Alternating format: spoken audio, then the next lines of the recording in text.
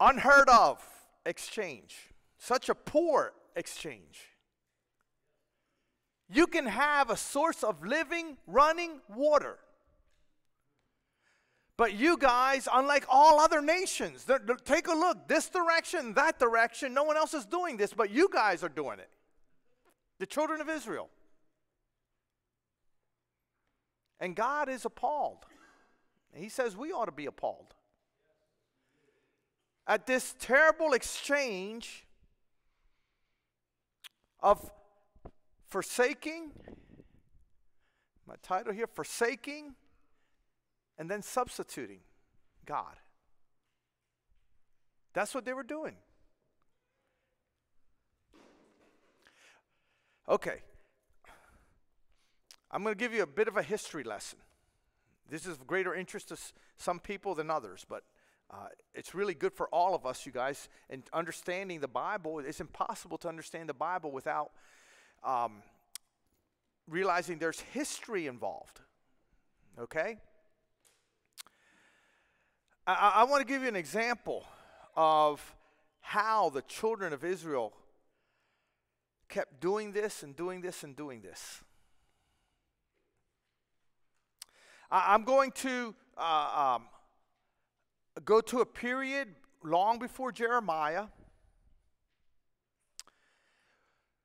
where the nation of Israel, and we studied it on Wednesday night, has had a civil breakup, kind of like happened here in the United States. There was internal fractions. There was fighting, not from outside enemy. They turned on themselves. There were 12 tribes that formed the nation of Israel. There was a division about who the next king would be. Saul has reigned. David has reigned over all 12. Solomon has reigned over all 12. At that point, there is a division. 10 northern tribes maintain the identity of Israel. 2 of them will be now known as the nation of Judah. But they are all the people of God. Okay? And at this point, the northern kingdom will have its leader or king, and the southern nation of Judah will have a king. In the northern section, the very first one will be a king by the name of Jeroboam. Jeroboam. Everybody say Jeroboam. Okay? And I'm going to take you in biblically 1 Kings chapter 12. 1 Kings chapter 12.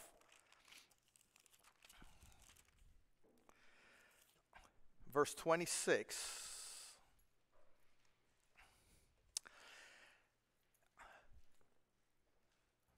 The capital of the 12 tribes was recognized as Jerusalem.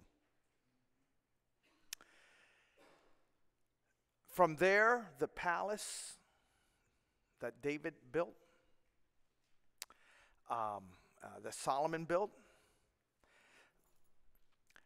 the temple was in Jerusalem. It was central to their identity as the people of God. It was a holiest place. When they split up, the 10 northern tribes did not have Jerusalem within their territory. Jerusalem was in the territory of the 2 southern tribes, nation known as Judah. So, verse 26, Jeroboam, now the new king of a 10-tribe nation, thought to himself, the kingdom will now likely revert to the house of David. Jeroboam was not from the lineage of David. The king of Judah, Rehoboam, was of the lineage of David. So Jeroboam is in the north, Rehoboam. Rehoboam has Jerusalem, what has been recognized as the place for the nation. The kingdom will likely revert to the house of David. Now listen to this reasoning. If this people go up to offer sacrifices at the temple of the Lord in Jerusalem, they will again give their allegiance to their Lord Rehoboam, king of Judah. And they will kill me and return to the king Rehoboam.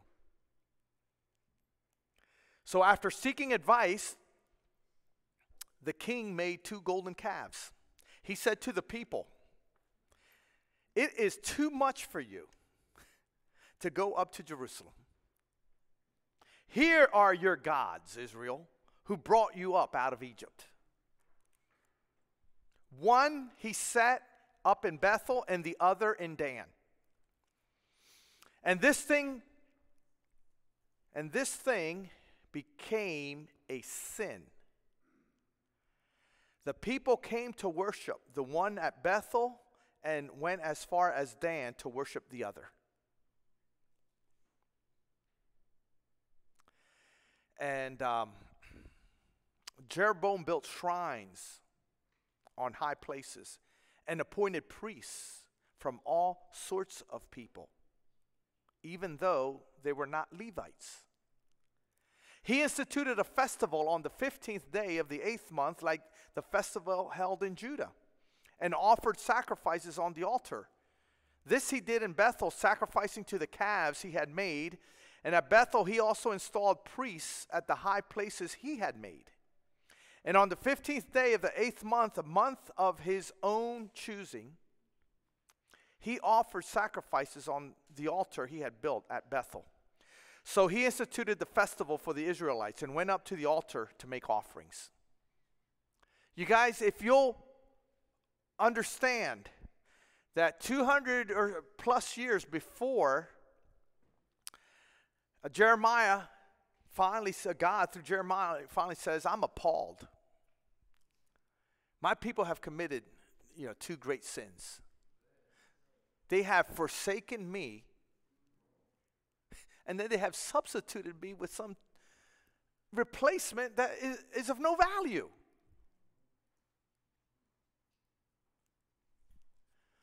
Folks, in the nation of Israel, these 10 northern tribes, their first king, not of the lineage of David, Jeroboam, I just read to you very clearly where he very pointedly made decisions and choices for the sake of maintaining his position, his self-interest. He presented it to the people, these twin gods that I'm going to call comfort and convenience. Because in a sense, that's what it came down to. All he had to do was say, you know what? Think about it. Jerusalem's pretty far away. Let me make it easier for you. We'll set up our Bethel and Dan. That's closer.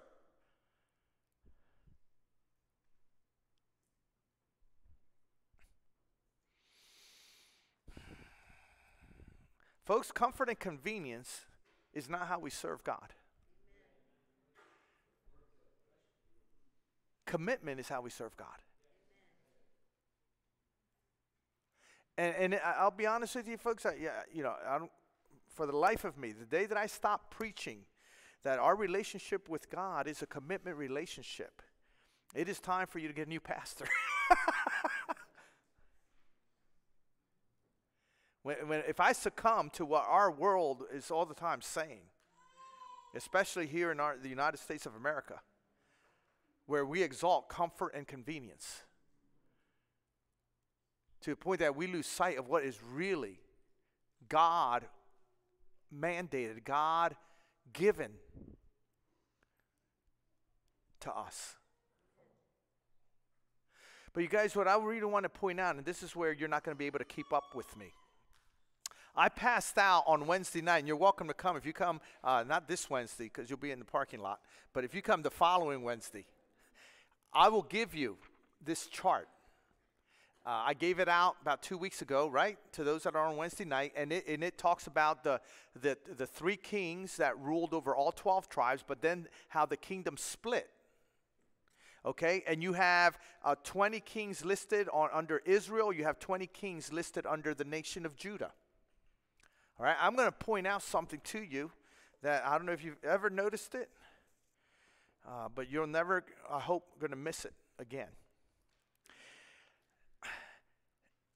And that is this. Matter of fact, I'm going to start reading. It's the listing of the kings that follow Jeroboam. Jeroboam was the first king of that 10-nation coalition known as Israel. Go ahead and hit, Caitlin, start. All right, this is chapter 15 of 1 Kings, verse 25. Nadab, son of Jeroboam, became king of Israel in the 2nd year, and this is where it's referencing the other kingdom, in the 2nd year of Asa, king of Judah, and he reigned over Israel for 2 years, and he did evil in the eyes of the Lord. Now watch it. Walking in the ways of his father. Who's his father? Jeroboam. And in his sin, which he had caused Israel to commit. And what was the sin of Jeroboam? It was forsaking the true God and then replacing him with pretty much what he chose.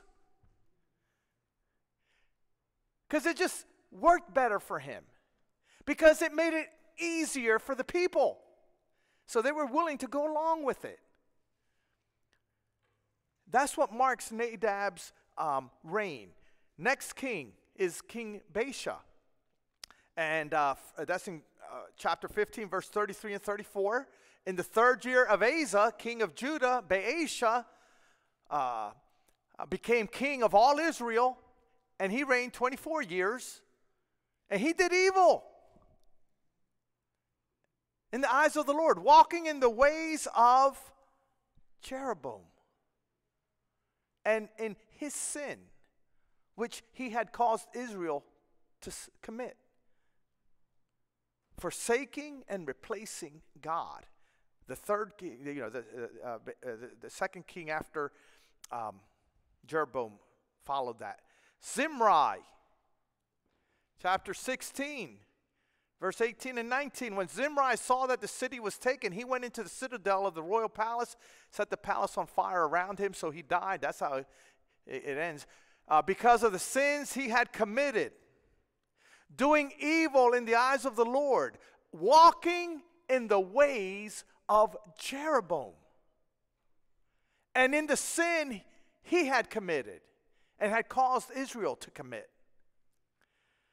Omri, chapter 16, verse 25 and 20. But Omri, this is the next king, did evil in the eyes of the Lord and sinned more than all those before him. He took it to another level. What was he doing? He walked in all the ways of Jeroboam, son of Nebat, which he had caused Israel to commit, so that they provoked the Lord, God of Israel, to anger by their worthless idols. Those were the replacements. Ahab, chapter 16, he's next, verse 30 and 31. Ahab, son of Omri, did more evil in the eyes of the Lord than any of before him. So he ratchets it up.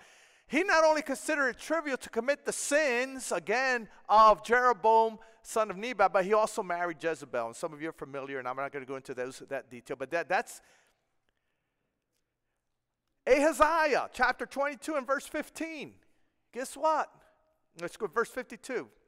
Ahaziah, he did evil in the eyes of the Lord because he walked in the ways of his father and mother, which would have been Ahab and Jezebel. But listen, and in the ways of Jeroboam, son of Nebat, which caused Israel to sin. You guys, that is now 1, 2, 3, 4, 5, 6, 7. That's 8 kings removed from Jeroboam. Then there's Joram. 2 Kings chapter 3, verse 3. Nevertheless, he clung to the sins of Jeroboam, son of Nebat, which he had caused Israel to commit, and he did not turn away from them. But the king after him, Jehu, chapter 10, verse 28. So Jehu destroyed Baal worship in Israel. However, he did not turn away from the sins of Jeroboam, son of Nebat, which he had caused Israel to commit, the worship of the golden calves at Bethel and Dan. Okay, the next king, Jehoahaz, chapter 13 and verse 2. He did evil in the eyes of the Lord by following what? The sins of Jeroboam, son of Nebat, which he had caused Israel to commit, and he did not turn away from them. Jehoash, chapter 13, verse 11. He did evil in the eyes of the Lord, did not turn away from any of the sins of Jeroboam, son of Nebat, which he had caused Israel to commit. He continued in them. Another king, Jeroboam, but not the original one, so they call him Jeroboam the second. Chapter 14, verse 24. He did evil in the eyes of the Lord, did not turn away from any of the sins of Jeroboam, son of Nebat, which he had caused Israel to sin. Zechariah, chapter 15 and verse 9. He did evil in the eyes of the Lord as his fathers had done. He did not turn away from the sins of Jeroboam, son of Nebat, which he had caused Israel to sin. Shalom in chapter, he's one of the few ones. He only had a 1-month reign. It doesn't say this about him. He died so fast. Menahem in chapter 15 and verse 18. He did evil in the eyes of the Lord during his entire reign. He did not turn away from the sins of Jeroboam, son of Nebat, which he had caused Israel to sin. Pekahiah in chapter 15 and verse 24. Pekahiah did evil in the eyes of the Lord. This is the king. These are successive kings. He did not turn away from the sins of Jeroboam, son of Nebat, which he had caused Israel to sin. And finally, there's Pekah. And it says he did evil in the eyes of the Lord. He did not turn away from the sins of. You know what I'm thinking to myself at this point? I'm thinking, man, if I'm Jeroboam, long since gone, I'd be saying, well, you got to keep bringing up my name.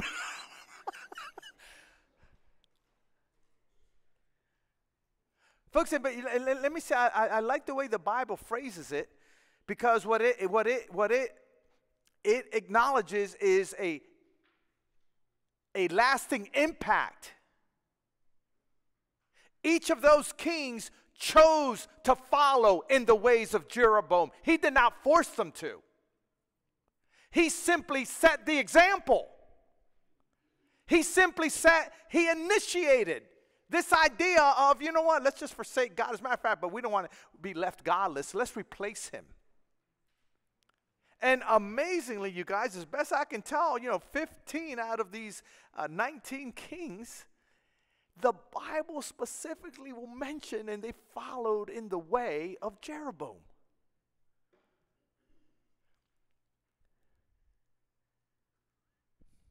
I'll be happy to give you the chart with all those references on a Wednesday night.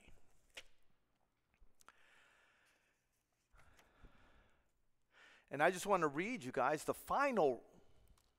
summation of the nation of that 10 nation or 10 tribe coalition known as Israel in the book of 2 Kings. This is how it's going to end for them. 2 Kings chapter 17 verse 21 through 23.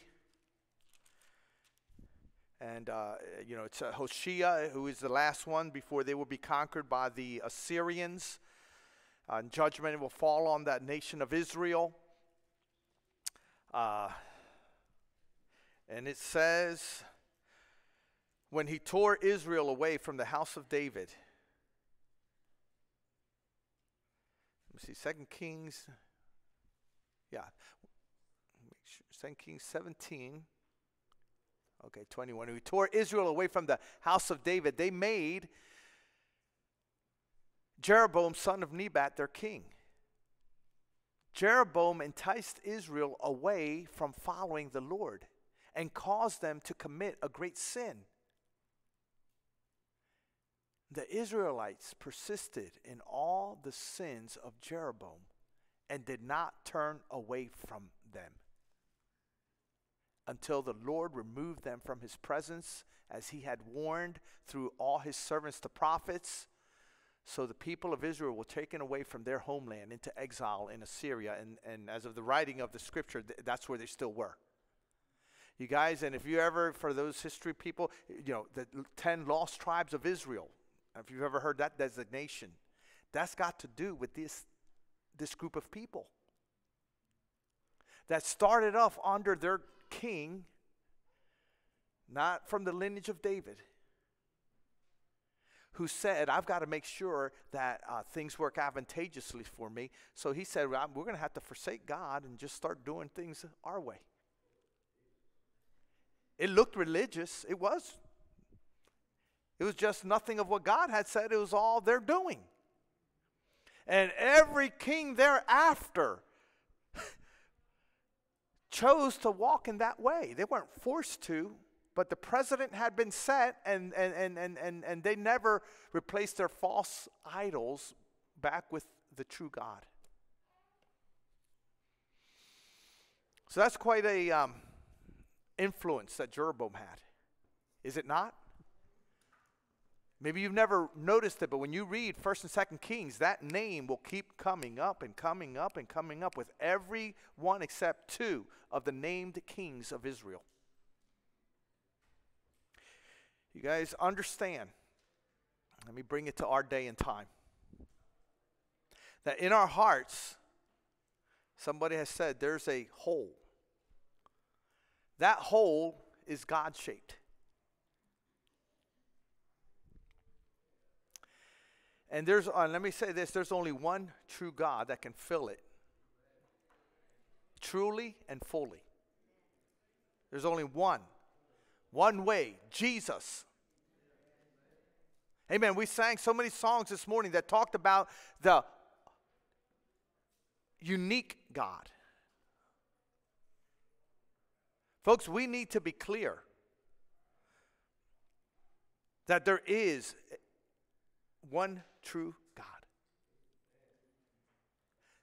That is what this explains to us.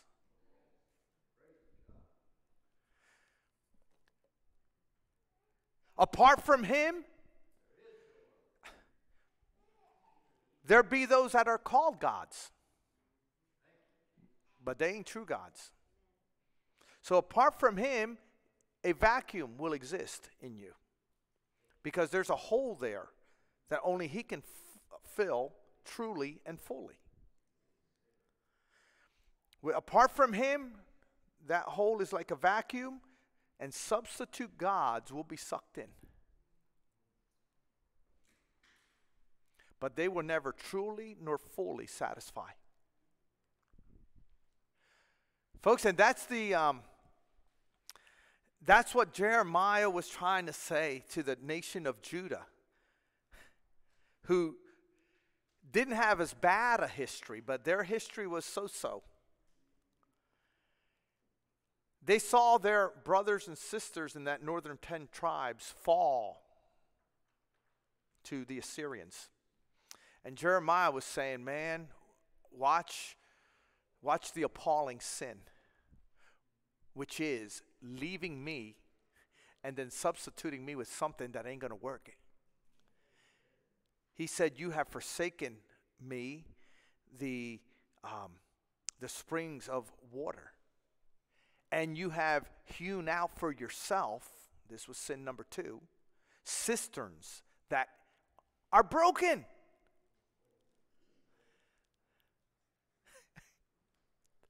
Folks, did you ever, go to your refrigerator or at the store, I guess, but man, nothing worse than having a container of liquid that has a hole in it. and it takes you a second or two to realize that. You're just wondering, how'd that get there? That puddle. And you realize, oh my gosh, that's no good. As a container, it's no good if it's broken, if it cannot hold the liquid. Jeremiah was saying, people of God, this isn't seen anywhere else in the world. But you guys are doing it.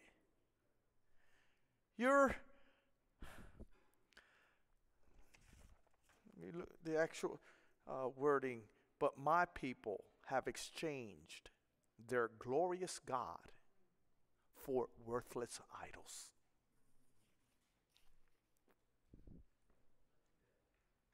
You guys, I want you to know that Jesus Christ is the spring of living water.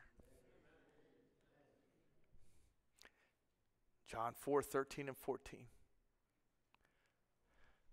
And I'm getting near done. Jesus answered, everyone who drinks this water will be thirsty again, talking about water out of a well. But whoever drinks the water I give him will never thirst. Indeed, the water I give him will become in him a spring of water welling up to eternal life. That's not my claim of Jesus. That's Jesus' claim of himself as recorded in God's word.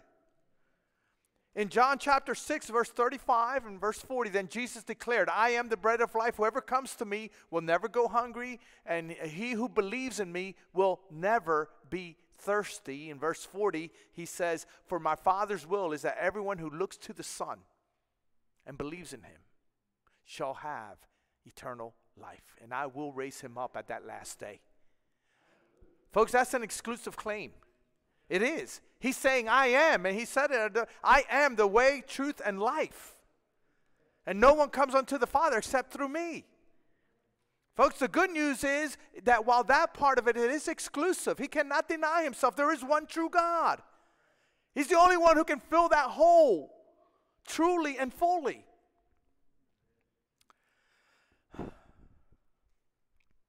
The good news, you guys, is that the invitation is magnanimous. The invitation is so big.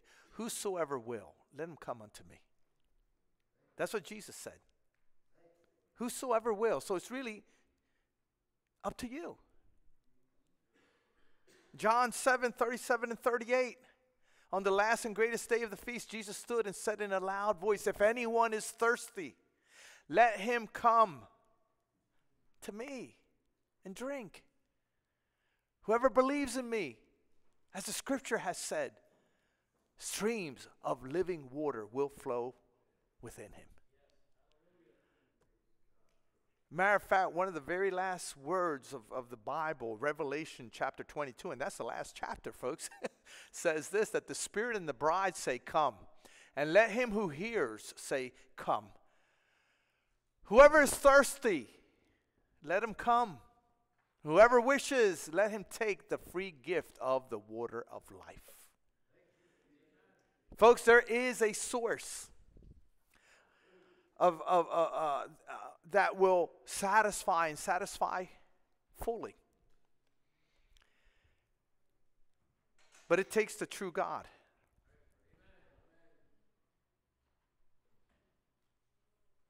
And if you forsake him,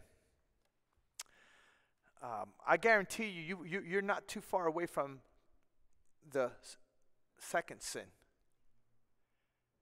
Because your heart will still cry out. And at that point, false gods will offer themselves. You guys, and I don't have to run down the list of all the potential false gods.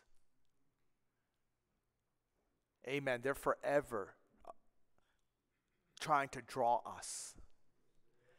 And their false claim is, I can do for you what the true God has said only he can do. So give me a try.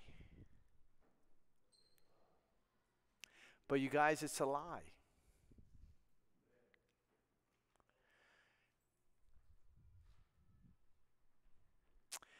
And at that point, you guys, you're walking after the way of Jeroboam. But this is easier. Folks, I never said it was, God's way was easier. I said God's way is true. As a matter of fact, and it is true, sometimes people will say to me, well, my life got real hard when I came to Jesus. Yes, because now you're able to see, and some of the things that we're naturally attracted to, now we're putting up resistance. Now we're saying, I know I'm serving the true God. I can't do that anymore. And in that sense, it becomes harder. But let me tell you what will really be worse is that the lies of these false gods over time are going to beat you up. Satan has come to steal, kill, and destroy. Jesus Christ came that you might have life and have it to the full. So you guys today, God bless you. As I can help. As I'm getting ready to go to camp. I know I got to teach some up there, and I'm gonna have fresh ears. But the truth of the matter is, I'm going to tell them the same thing.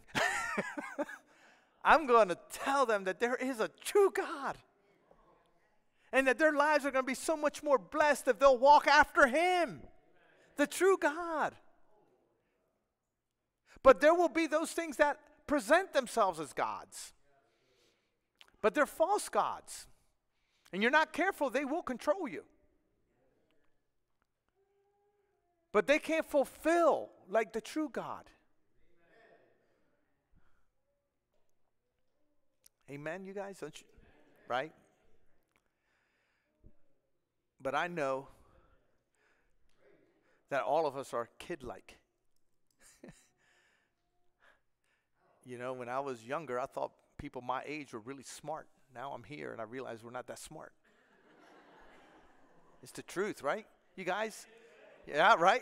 Ernest, I like that. A couple people here are older than me, and they're saying that's true of their age. Right? We're pretty much kid-like still. God help us. Sometimes we really exhibit it. But folks, I just want to encourage you. Amen. There is a God, a true God. Amen. Jesus Christ is His face. He's the face of that invisible God. That's why we call Him Jesus, and we go to Jesus. And